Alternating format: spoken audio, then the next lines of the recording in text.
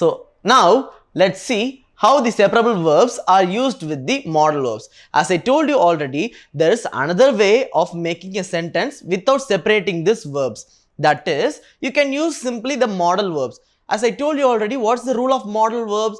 The modal verb should be conjugated in the second place and the action verb should be going to the end of the sentence in infinitive form, right? So now let's take an example in English. I must go shopping in the supermarket. So now let us apply the modal verb rule here. So ish, muss. I have conjugated the müssen verb here. So ish, muss, my modal verb is in the second place, and im Supermarkt einkaufen. So instead of separating this ein and kaufen, I have written it like einkaufen, because what is the rule of the modal verb? Whenever modal verb is in the second place, your action verb should go to end of the sentence infinitive form.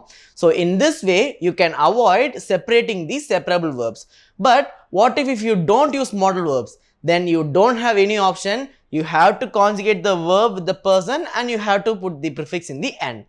So now let's see another example. I can bring the cake, which means ich kann den Kuchen mitbringen. Of course, again the modal verb got conjugated with the person and my action verb is in the end of the sentence infinitive form. Okay, so this is how you will write the separable verbs.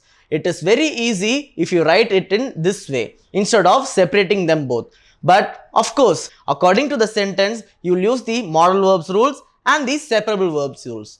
Okay, so that's all for separable verbs, and now let us move on to inseparable verbs.